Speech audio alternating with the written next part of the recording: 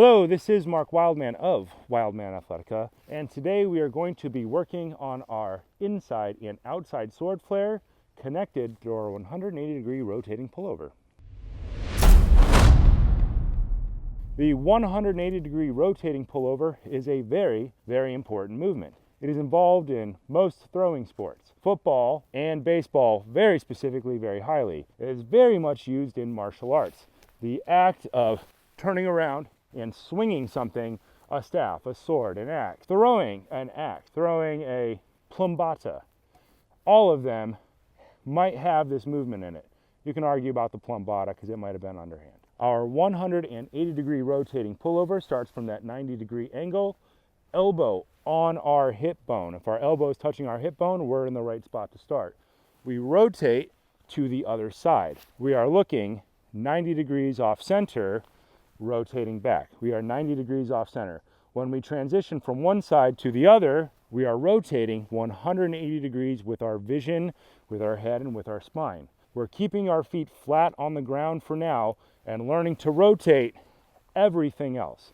If you rotate your feet before you learn how to do this with everything else, you kind of always are a little messed up and you put yourself in danger of hurting something later on because you will have a weak link somewhere in one of the joints. We had our sword flare moving away from us. Outside sword flare, outside, away from our center line, tip moving away from us, our sword flare reestablishing that balance each time. Sword flare, sword flare. We had our inside sword flare, inside, moving towards our center line.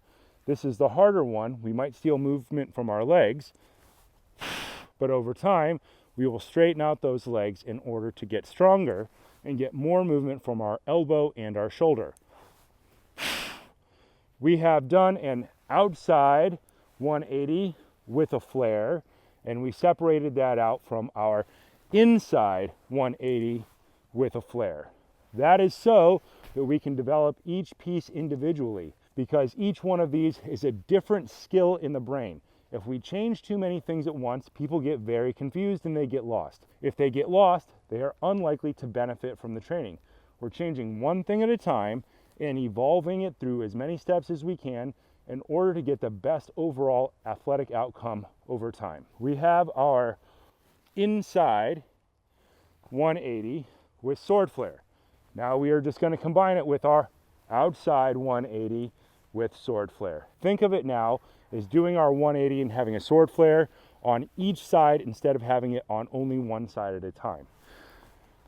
Inside, sword flare, stop. That's the hard part. Outside, sword flare, stop. Change directions. Inside, flare, stop. Outside, flare, stop. Let's demonstrate it with the other side as well. Get up in our sword position, handle vertical, arm 90 degrees, elbow on hip. This hand moving towards our center line is inside. Sword flare, stop.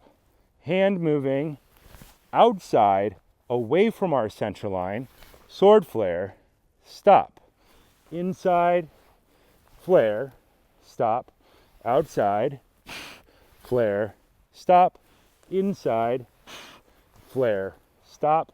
Outside, flare, stop. We are saying the words in a very specific cadence because I want you to say the words in a very specific cadence. I want you to talk your way through a lot of these activities. As they get more complex, I want you to move at the speed at which you can say the words. I want you to say all the words as you go through it the entire time if you're getting lost at all. If you do one rep wrong, I want you to say it out loud. Saying it out loud will slow you down, will force you to exhale, and will try to connect certain parts of your brain with your body. It's a very cheap learning trick. It totally works. These are still simple movements in Mace. Very simple. Many coaches do very complex stuff. We are focusing on making very complex stuff very understandable. I want you to talk your way through it over and over again so that when we get to really complex stuff, it seems a lot easier.